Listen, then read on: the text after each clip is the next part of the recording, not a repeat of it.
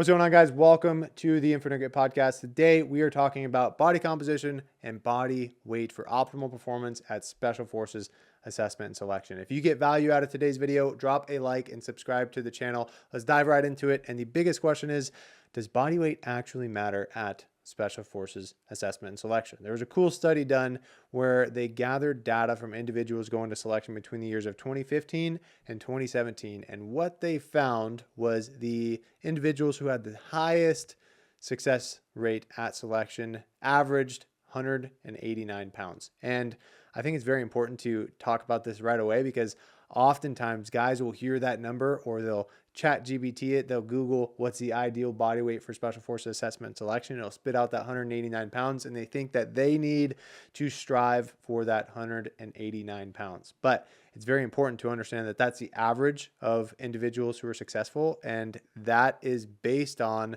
the height and weight of all of those individuals. And if you look at the height and weight of individuals who are average height between the heights 5'9" and 6'1", you'll probably find most of them in the range of 180 to 200 pounds who can also meet the standards run and ruck wise of selection. So the most important aspect is not you getting to 189 pounds, but finding the right body composition for you. And that's exactly what we're going to cover in this episode. But the most important aspect for success at Special Forces assessment and selection is not whether you weigh 189 pounds, not what your weight is, it's your performance in that environment. So how fast do you run? How well do you ruck? How durable are you through land navigation to effectively find your points, and how effective of a team member are you, and how well are you able to carry your portion of the weight during team week? Those are the things that matter, and everything we're going to discuss today in regard to body composition is to support driving up those numbers and giving you the best opportunity to be successful. So before we dive into different body compositions and the ideal body composition that they found in that study, what are the standards that we should be shooting for Special Forces assessment and selection? Well, let's look at the initial gate week and the standards that we should be looking to achieve, or actually the standards that we should know we can freaking crush on a daily basis prior to going to selection is a sub 1330 2-mile run. The PT test is one of the first things. It is the first thing you're going to do once selection actually starts. And we want to have that sub 1330, which is a competitive time, and we're going to be fine with it all day long. We want to see 58 hand release push-ups. Now, the SFAS Instagram channel puts out 55, but if you can get 55 hand release push-ups, you're going to be solid. We like to see 14 dead hang or strict pull-ups, and these are going to be on the cadres cadence. So it's a little bit different. Typically, if guys can hit 15 to 18 pull-ups in training, you're probably going to be pretty solid in hitting those 12 to 14 range, and make sure that you're getting through the PT test. Then you should be able to max a plank because it's a plank and really easy to train for that one. And then for the 5-mile run, we do want to see a sub 37-minute 5-mile. Now you're going to go on Reddit, you're going to see all these numbers. You need to be running a 32-minute 5-mile if you want to be successful at selection. Well, I have never seen somebody that ran a sub 37-minute 5-mile not make it through gate week. So yes, you want your 5-mile as fast as you possibly can get it. But if you're running sub 37 consistently, you're going to be solid to get through gate week. And then for the rucking portion, we want to make sure that we can ruck 12 miles in 2:30, which is sustaining a 12:30 per mile pace. And if you can hit those numbers, the odds of you passing gate week is pretty freaking good. You're very likely to succeed in gate week. And during our live call, each week we do a live call inside of our community. I made a comment that a couple of our members kind of scoffed and laughed at. And I said, gate week is really not that hard. And I didn't mean to say gate week is not physically challenging. Of course, going out there and running 5 miles through the sand, rucking 12 miles through the sand with 55 pounds on your back, it's going to be physically challenging. But my point is, these standards long before you ever go to selection. Like, you have to meet these standards.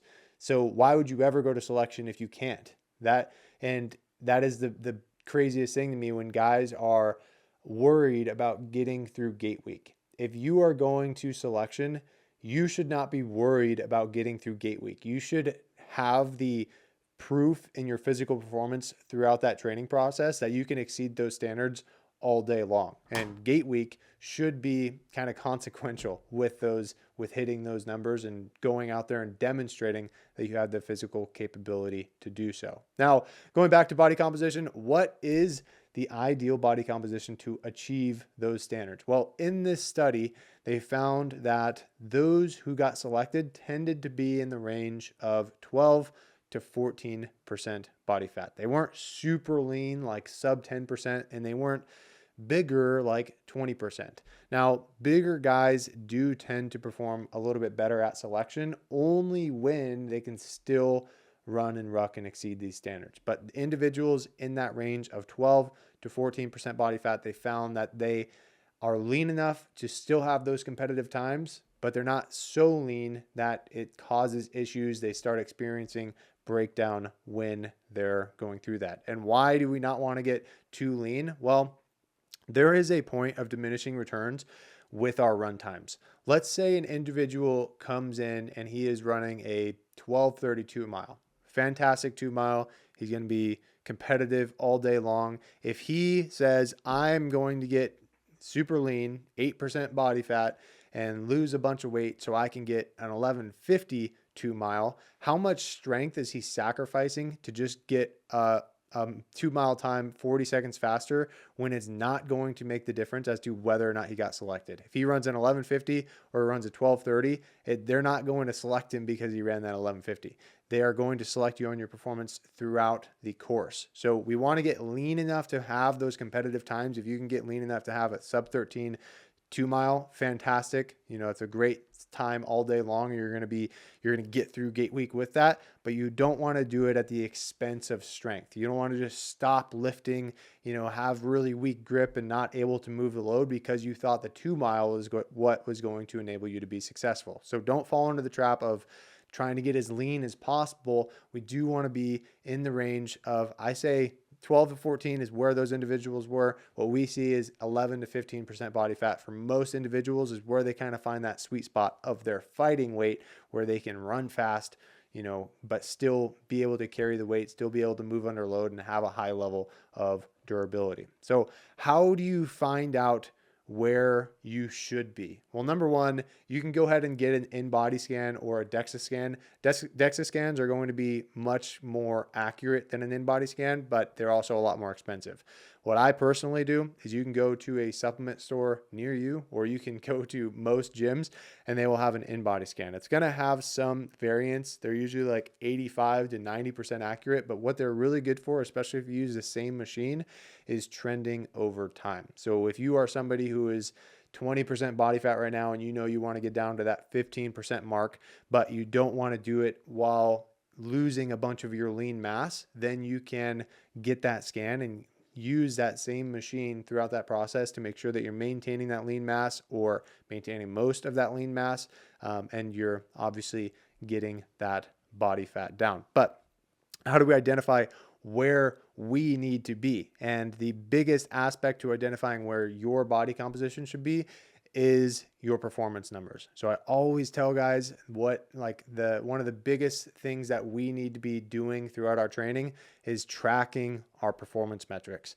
If you are not tracking the weight you push in the gym on the big movements, if you're not tracking the intervals you run with the 400, 800 meter intervals, the 2 mile runs, the 5 mile timed runs, then you are not going to have a clear picture as to whether or not you need to gain or you need to lose. You're not going to have the data available to make an intelligent decision. So make sure that you are tracking your performance metrics throughout that process and using those performance metrics and the information from them to guide your decision as to whether or not you need to lean out, whether or not you need to add mass. But if you want to get within that 11 to 15% range, go get yourself tested and then use that same machine throughout that process, making sure that you're not wrecking your lean mass and cutting down too quickly to where you're going to be playing or fighting an uphill battle strength wise when you get up to that point. And the big thing that I want to note with the strength aspect, so we typically want to train in the range of 3 to 6 for the big movements. This is going to be low enough volume to where we're not just destroying our muscles, creating a bunch of damage to those muscle fibers, and create a ton of soreness that's going to undermine our running and rucking, our conditioning, the events that actually truly matter in these environments.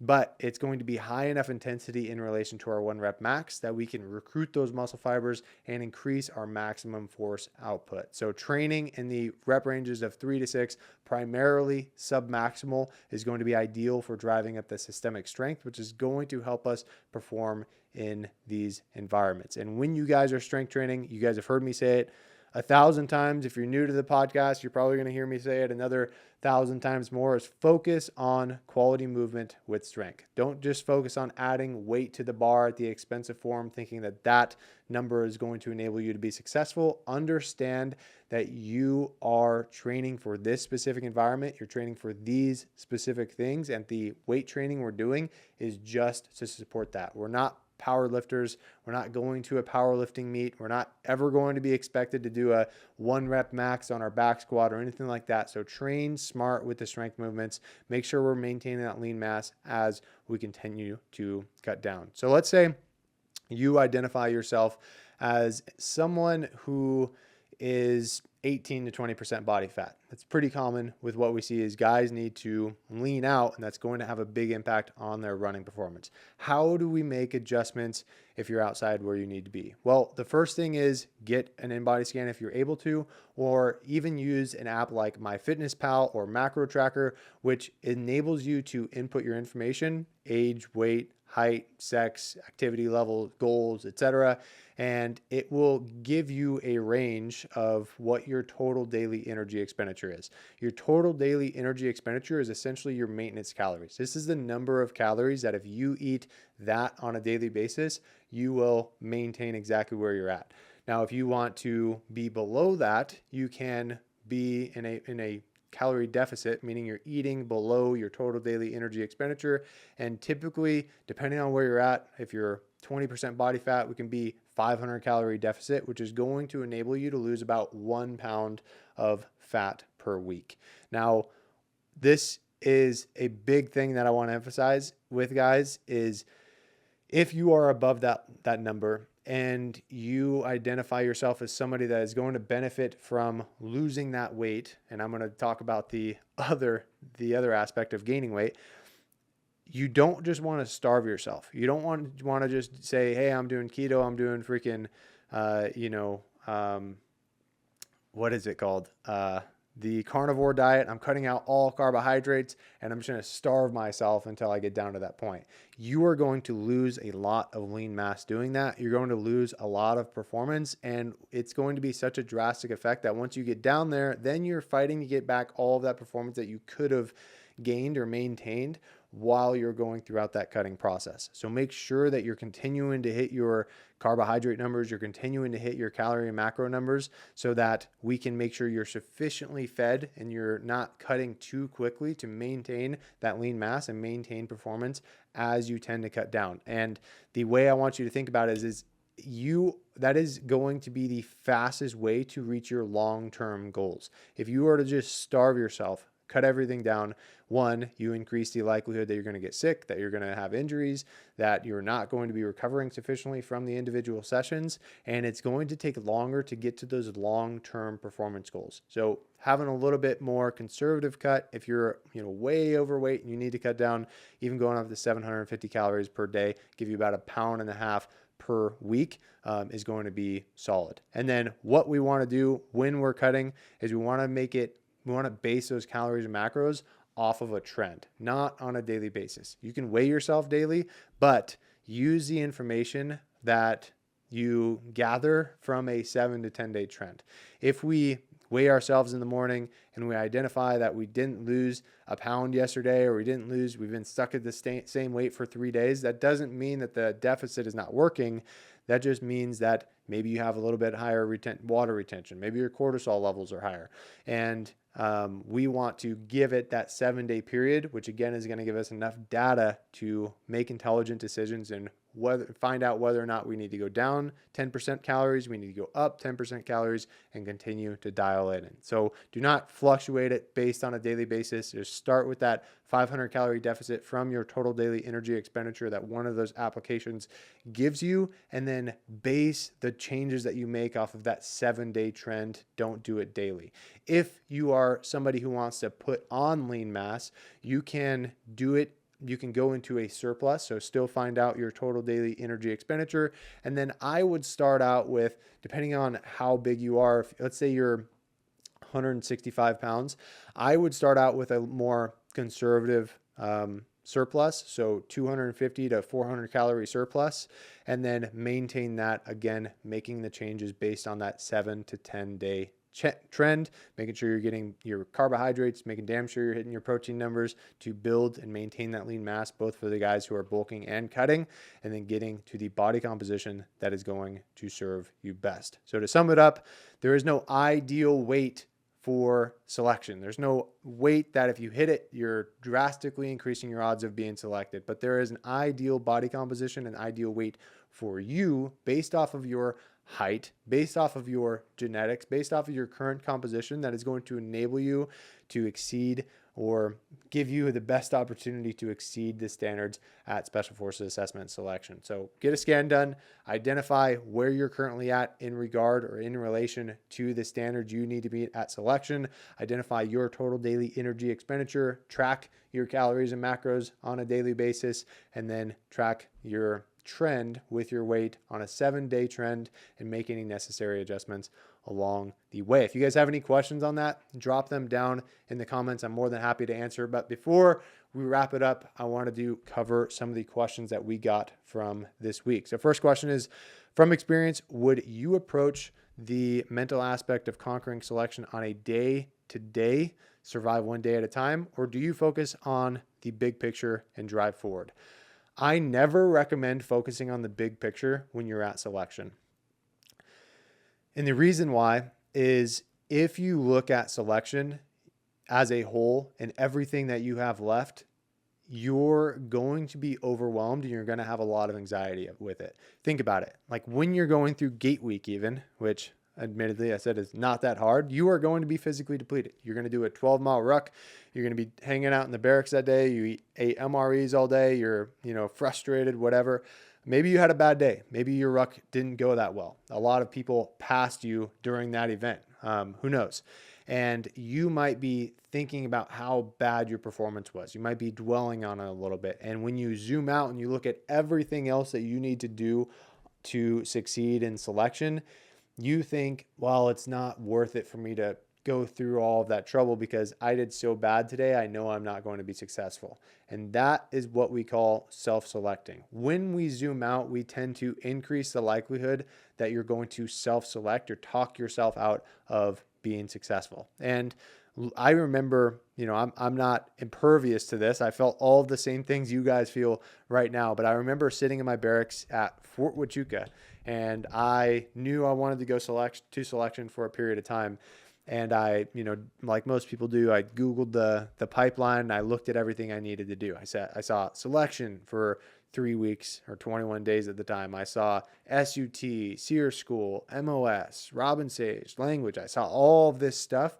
And I remember feeling this like overwhelming anxiety of like, wow, I don't know how I'm going to be able to do that. But when you get into the environment and you just focus on taking it one event at a time, you're surrounded by individuals who are pushing you, or lifting you up, who are going out there doing the work, competing with you, you find that it's much more doable than your naive mind once thought. So never look out or zoom out and look at everything you have left.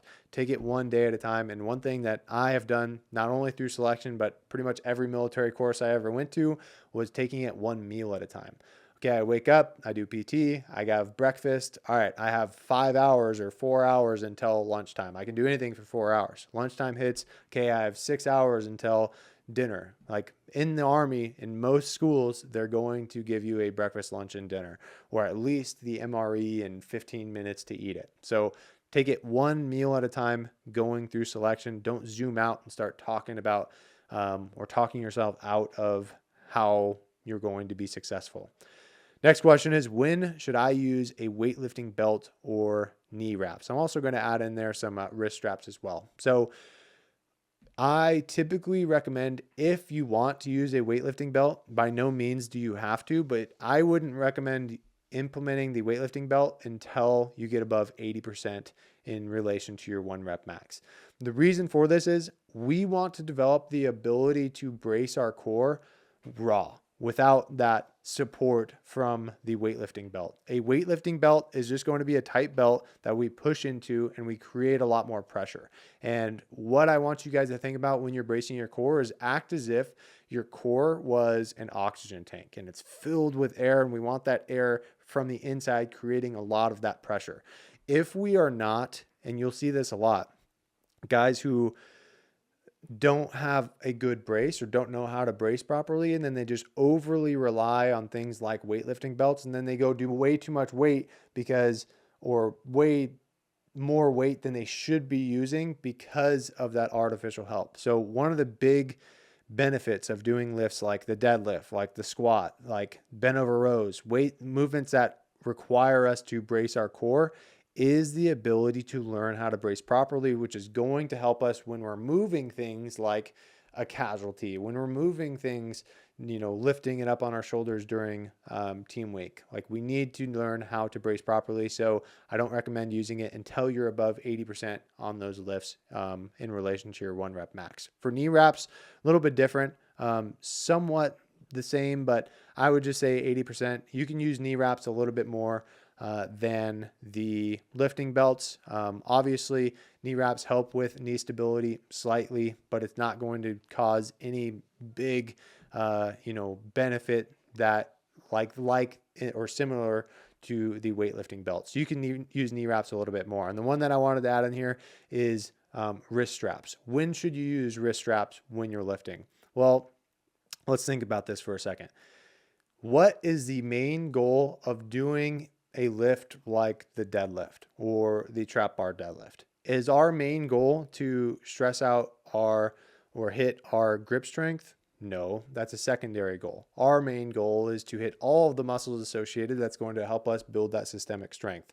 So why would we limit our systemic strength to one of our weakest components, which is going to be our grip strength?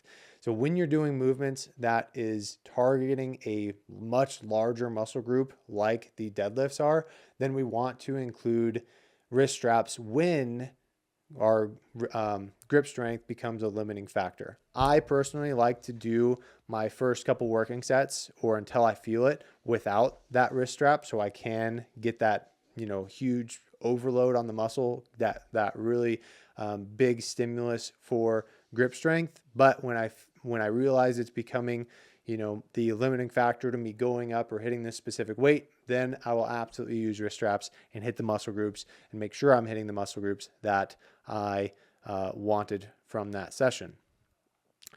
All right, last question is, what was one thing you told yourself that helped push through a difficult situation?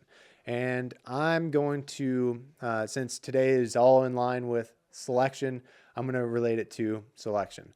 One thing that I told myself is, this is a training environment.